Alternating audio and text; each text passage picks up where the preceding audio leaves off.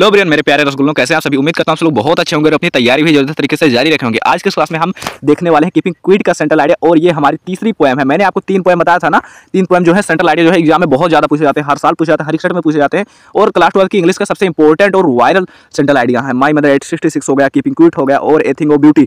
My mother 866 और a thing of beauty का जो सेंट्रल आइडिया है मैंने अपलोड कर दिया, आप लोग जाना देख लेना। और ये हमारा तीसरा पोएम है जिसका सेंट्रल आइडिया हम देखने वाले हैं और इसे मैंने बहुत ही आसान शब्दों में कन्वर्ट किया ताकि आपको याद करने में जरा सा भी कठिनाई ना हो और वर्ड जो है बहुत ही लिमिटेड रखा है, जितना आपको लिखना है उतना ही रखा है। ठीक है, पोएम का नाम है कीपिंग क्विट और जो इसके राइटर हैं वो हैं पाब्लो नेरुदा, है ना। और इसमें वो बताते हैं कि जो दुनिया है आजकल की, जो दुनिया है भागदौड़ की दुनिया है और हम अपने विजन पर, जो हमारा गोल है, अपने लक्ष्य पर ध्यान नहीं दे पा रहे हैं। इसी भागदौड़ में हम भी रेड रेस में फंसे हुए हैं ना, और अपने आप को हम समय नहीं दे पा रहे हैं। तो चलो क्यों ना हम सभी मिलकर 12 सेकंड तक कुछ ऐसा माहौल बना लें ताकि ना कोई हिले डुले, ठीक है, कुछ भी इधर उधर ना हो, कुछ भी ज़्यादा हलचल ना हो, तो हम अपने आप पर ध्यान दे पाएंगे, है ना। अपने हमारा जो लक्ष्य है उसको हम निर्धारित कर सकेंगे और हम अपनी ऊर्जा को सही डायरेक्शन में प्रतिस्थापित कर सकेंगे। तो वही चाहते हैं पाब्लो नेरुदा जी, इसलिए वो कहते हैं कि हम 12 तक गिनेंगे और आप सभी चुप हो जाना, है ना। उसके बाद में चला जाऊंगा, ठीक है। चलो अभी जाऊंगा नहीं, सेंट्रल आइडिया बता के जाऊंगा। हेडिंग डालेंगे सेंट्रल आइडिया और लिखना स्टार्ट करेंगे और सबसे कॉमन लाइन लिखेंगे द पोएम और फिर क्या लिखोगे, पोएम का नाम keeping quit is composed bye, फिर राइटर का नाम यानी पाब्लो नेरुदा। ठीक है, अब यहाँ पर जो भी मैंने रेड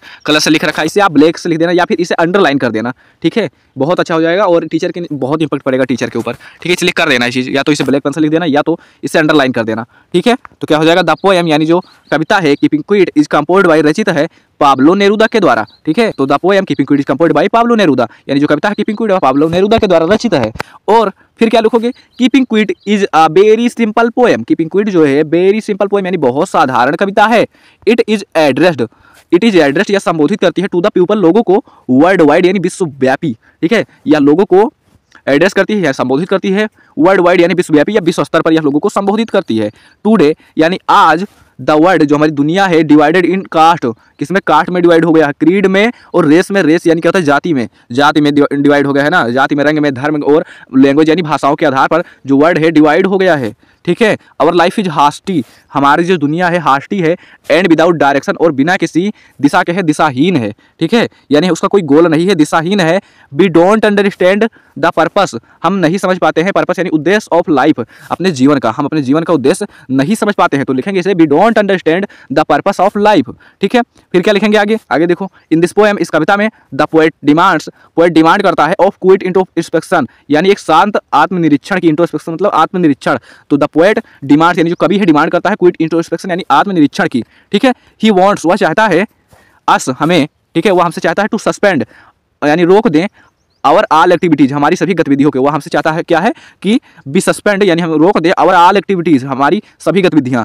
इससे क्या होगा, सो दैट यानी ताकि बी कैन रिज्यूम, इससे हम पुनरारंभ कर सकें अपनी गतिविधियों को यानी our activities in right direction, एक सही दिशा में। ठीक है, तो कभी चाहता है, वह चाहता है कि हमसे कि हम जो है अपनी सारी गतिविधियाँ रोक दें। इससे क्या होगा कि हम रिज्यूम कर सकते हैं यानी पुनरारंभ कर सकते हैं और एक्टिविटीज़ अपनी गतिविधियों की इन राइट डायरेक्शन, एक सही दिशा में। ठीक है, क्या समझ में आया सभी? मैं फिर से बोल दे रहा हूँ, फिर से करवा दे रहा हूँ। ठीक है, द पोएम और फिर पोएम का नाम keeping quit is composed bye Pablo Neruda यानी जो पोएम है कीपिंग क्विट या पाब्लो नेरुदा के द्वारा रचित है और यह बहुत ही सिंपल पोएम है। यह लोगों को विश्वव्यापी संबोधित करती है, विश्व स्तर पर संबोधित करती है, क्योंकि जो हमारा आज का दुनिया है वह कास्ट में, क्रीड में, रेस में यानी कि जाति में, धर्म में, लैंग्वेज यानी भाषाओं के आधार पर डिवाइड हो गया है। हमारी जो लाइफ है वो हास्टी है और दिशाहीन है यानी विदाउट डायरेक्शन के है, हम नहीं समझ पाते हैं अपने जीवन का उद्देश्य। और इस कविता में पोएट डिमांड करता है क्विट इंट्रोस्पेक्शन यानी शांत आत्मनिरीक्षण की, जिससे कि वह चाहता है कि हम सभी अपनी गतिविधियाँ रोक दें ताकि अपनी सारी गतिविधियों को हम पुनरारंभ कर सकें एक सही दिशा में। चलो, तो ये था बहुत हमारा सिंपल सा पोएम जो कि बहुत ही आसान शब्दों में हमने इसे बता दिया। ठीक है, बिल्कुल इसी तरह आप एग्जाम में छाप दीजिएगा, पूरा का पूरा नंबर आपको मिल जाएगा। ठीक है, चलो फिर, और हाँ, आपने अगर नहीं देखा है वो वाली वीडियो माई मदर 866 की और ए थिंग ऑफ ब्यूटी की, जाकर देख लेना चैनल पर। और ये तीसरा तो मैंने करवा ही दिया और इन तीनों में से आपको 2 भी तैयार कर लेना, हो जाएगा आपका काम। इससे बाहर आपको कुछ तैयार करने की जरूरत नहीं है, शाम को मैं तीनों एक साथ करवा दूंगा 1 शॉट में। ठीक है, चलो फिर, नए तो यार चैनल को सब्सक्राइब कर लो और मिलते हैं फिर इसकी धमाकेदार वीडियो के साथ। तब तक के लिए love you, tata, bye bye और हाँ, अपना ख्याल रखना।